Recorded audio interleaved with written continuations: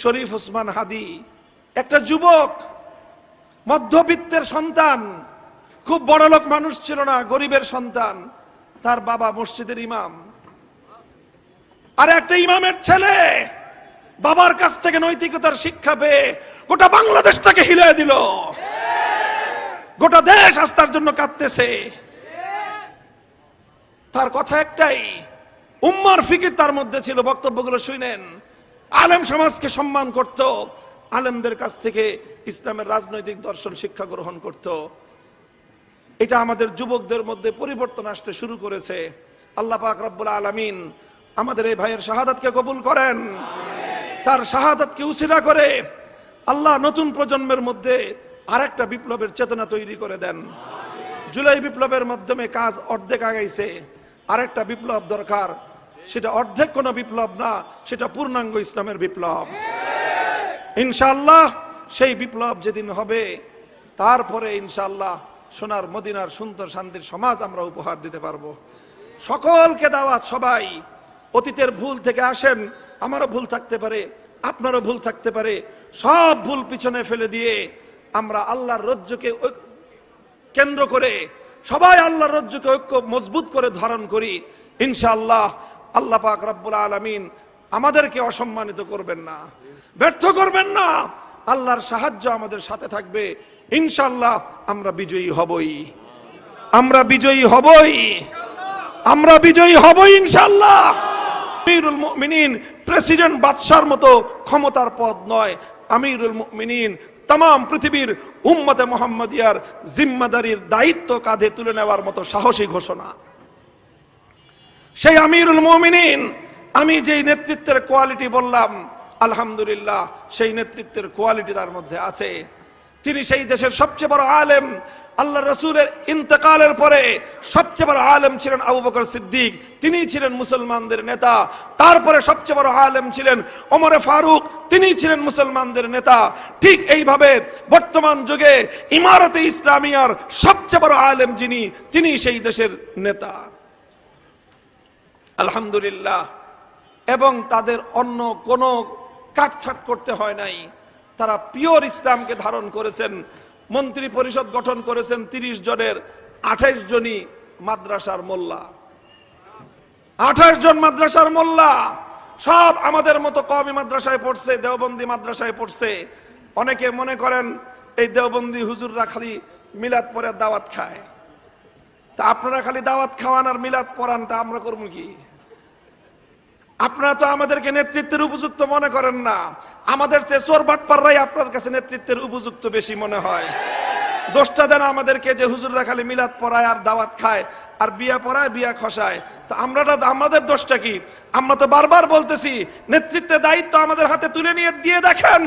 আমরা চ্যালেঞ্জ করে ঘোষণা করতে পারি, এই জাতি, এই সমাজকে আমরা প্রচলিত যে কোনো সমাজ ব্যবস্থার চেয়ে আল্লাহর কোরআনের ব্যবস্থার মাধ্যমে 1000 গুণ বেশি উন্নত সমাজ ব্যবস্থা আমরা উপহার দিতে সক্ষম। আলহামদুলিল্লাহ আমাদের মতো মোল্লারা সেগুলো করে দেখায় দিছে। এগুলি এখন আর শুধুমাত্র গাল গল্প না, রিয়ালিটি। 2025 সালের রিয়ালিটি এটা। 2021 সালের 15ই আগস্ট তারা ক্ষমতা হাতে নিয়েছিল, আর এখন চলতেছে 2025 সালের ডিসেম্বর মাস।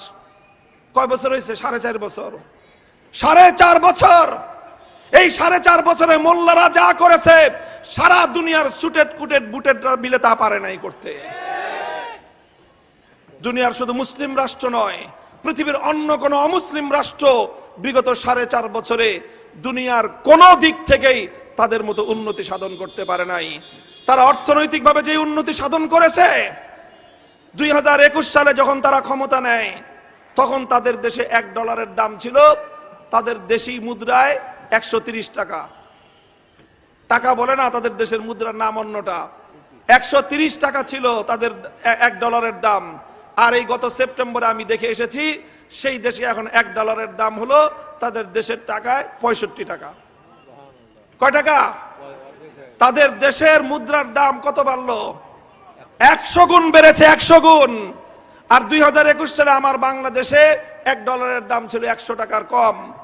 আর আজকে বাংলাদেশে ডলারের দাম 122 টাকা সর্বনিম্ন, 125 টাকাও কিনতে হয়।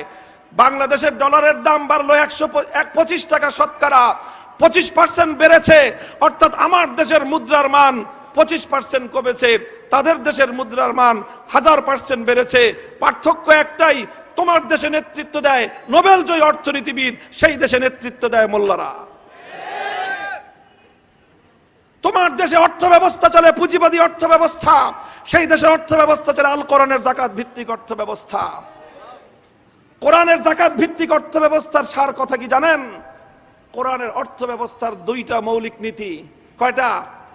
দুইটা মৌলিক নীতি। একটা আল্লাহর কোরআনের সূরাতুল হাশরের মধ্যে বর্ণিত হয়েছে, কাইলা ইয়াকুনা দুলাতাম বাইনাল আগনিয়া মিনকুম। ইসলামী অর্থ ব্যবস্থার মূল নীতি হলো সম্পদ নির্দিষ্ট একটা শ্রেণীর মানুষের কাছে কুক্ষিগত হওয়া চলবে না। কোন শুধুমাত্র কয়েকজন শিল্পপতি সম্পদের মালিক হবে, শুধুমাত্র কিছু মানুষ আকাশ ছোঁয়া সম্পদের পাহাড় গড়বে, আর দেশের 17,99,00,000 মানুষ তারা অল্প সম্পদ ভোগ করবে, তারা দরিদ্র থাকবে, তারা অর্থের সমস্যায়, অর্থের সংকটে তারা সমস্যা ভোগ করবে। ইসলাম এই অর্থ ব্যবস্থাকে স্বীকার করে না। ইসলাম বলে যেই সমাজে দরিদ্র থাকবে সেই সমাজে ধনীর সম্পদ থেকে দরিদ্রের প্রত্যেকটা প্রয়োজন পূরণ করা রাষ্ট্রের দায়িত্ব।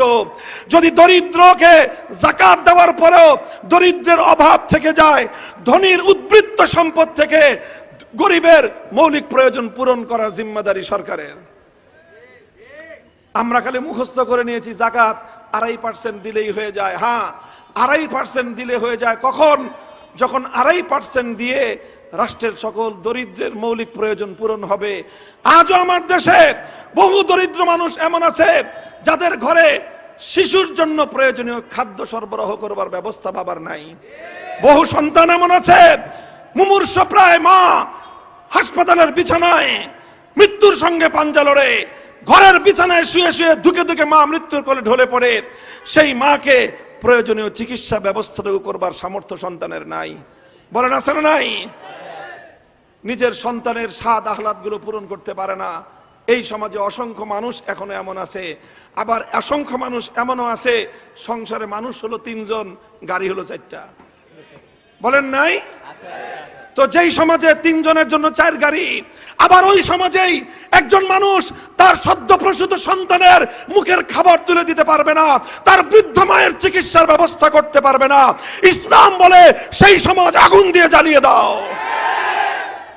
আলহামদুলিল্লাহ, মোল্লারা এই রকম সমাজের বৈষম্য দূর করতে সক্ষম। আমি দেখে এসেছি সেই সমাজে তাদের দেশের 25 লক্ষ মানুষ শহীদ হয়েছে। কত? আপনাদের মতো ভাওতাবাজির লাখ লাখ না। কি বলবো, দুঃখ কোন দিক থেকে কোন দিকে বলবো। 25 লক্ষ মানুষ 40 বছরে শাহাদাত বরণ করেছে। প্রত্যেকটা শহরে, প্রত্যেকটা প্রদেশে, সেই দেশে 33টা প্রদেশ, 33টা প্রদেশে 33টা এতিমখানা তারা কায়েম করেছে। চমৎকার এতিমখানা, অত্যাধুনিক বিল্ডিং, এতিমখানার মধ্যে সুইমিং পুল, সুন্দর পার্ক, এতিমদের জন্য সর্বোন্নত ব্যবস্থা। কোন সকল এতিম? এই যে 25 লক্ষ যারা শাহাদাত বরণ করেছে তাদের সকল এতিমদের দায়িত্ব মোল্লারা গ্রহণ করেছে। 8 লক্ষ পরিবারকে ভাতা দেয়। কয় লক্ষ? 8 লক্ষ ফ্যামিলিকে প্রতি মাসে ভাতা দেয়। এই 2-4 টাকার দান খয়রাত না মিয়া। বাংলাদেশি টাকায় মাসে কম পক্ষে মিনিমাম 10,000 টাকা করে ভাতা দেয়।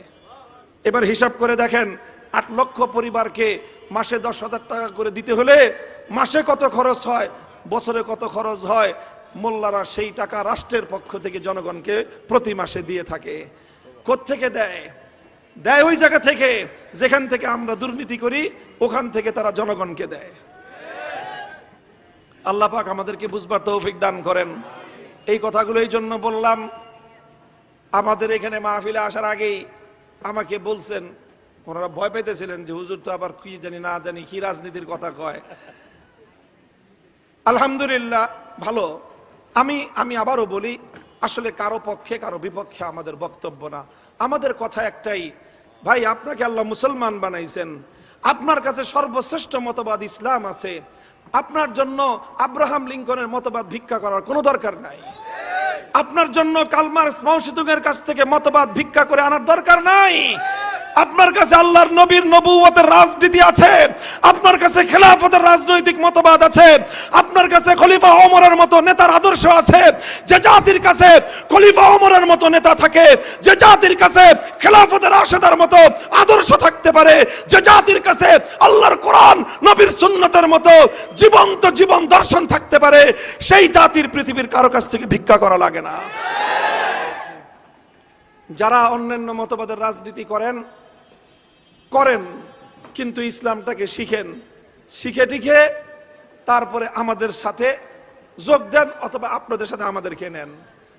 আসেন মিলেমিশে এমন একটা সমাজ আমরা গড়ি, যেই সমাজের কথা আল্লাহ রসুল বলে গিয়েছেন, যেই সমাজের কথা আল্লাহ বলেছেন, সেই সমাজ যদি আমরা গঠন করতে পারি তাহলে আমাদের পৃথিবীর কারো কাছে মাথা নত করতে হবে না, এক আল্লাহর কাছে মাথা নত করব। আর যে আল্লাহর কাছে মাথা নত করে তার মাথা দুনিয়ার সামনে উচ্চে তুলে ধরেন কে? আল্লাহ আমাদেরকে বুঝবার তৌফিক দান করেন। শরীফ ওসমান হাদি একটা যুবক, মধ্যবিত্তের সন্তান, খুব বড়লোক মানুষ ছিল না, গরিবের সন্তান। তার বাবা মসজিদের ইমাম, আর একটা ইমামের ছেলে বাবার কাছ থেকে নৈতিকতার শিক্ষা পেয়ে গোটা বাংলাদেশটাকে হিলিয়ে দিল। গোটা দেশ আস্থার জন্য কাঁদতেছে। তার কথা একটাই, উম্মার ফিকির তার মধ্যে ছিল। বক্তব্যগুলো শুনেন, আলেম সমাজকে সম্মান করত, আলেমদের কাছ থেকে ইসলামের রাজনৈতিক দর্শন শিক্ষা গ্রহণ করত। এটা আমাদের যুবকদের মধ্যে পরিবর্তন আসতে শুরু করেছে। আল্লাহ পাক রব্বুল আলামিন আমাদের এই ভাইয়ের শাহাদাতকে কবুল করেন, তার শাহাদাতকে উসিলা করে আল্লাহ নতুন প্রজন্মের মধ্যে আরেকটা বিপ্লবের চেতনা তৈরি করে দেন। জুলাই বিপ্লবের মাধ্যমে কাজ অর্ধেক আগাইছে, আরেকটা বিপ্লব দরকার। সেটা অর্ধেক কোনো বিপ্লব না, সেটা পূর্ণাঙ্গ ইসলামের বিপ্লব। ইনশাআল্লাহ সেই বিপ্লব যেদিন হবে, তারপরে ইনশাআল্লাহ সোনার মদিনার সুন্দর শান্তির সমাজ আমরা উপহার দিতে পারবো। সকলকে দাওয়াত, সবাই অতীতের ভুল থেকে আসেন। আমারও ভুল থাকতে পারে, আপনারও ভুল থাকতে পারে। সব ভুল পিছনে ফেলে দিয়ে আমরা আল্লাহর রজ্জুকে কেন্দ্র করে সবাই আল্লাহর রজ্জুকে ঐক্য মজবুত করে ধারণ করি। ইনশাআল্লাহ আল্লাহ পাক রব্বুল আলামিন আমাদেরকে অসম্মানিত করবেন না, ব্যর্থ করবেন না। আল্লাহর সাহায্য আমাদের সাথে থাকবে। ইনশাআল্লাহ আমরা বিজয়ী হবই, আমরা বিজয়ী হবই, আমরা বিজয়ী হবই ইনশাআল্লাহ। কারণ আমরা আল্লাহর কোরআনের বিজয় চাই। এই বিজয় রুখে দেওয়ার সাধ্য পৃথিবীর কোন শক্তির হবে না। আল্লাহ আমাদের সকলকে বুঝবার, আমল করবার তৌফিক দান করেন। ওয়া আখিরু দাওয়ানা আলহামদুলিল্লাহি রাব্বিল আলামিন। আসসালামু আলাইকুম ওয়া রাহমাতুল্লাহ।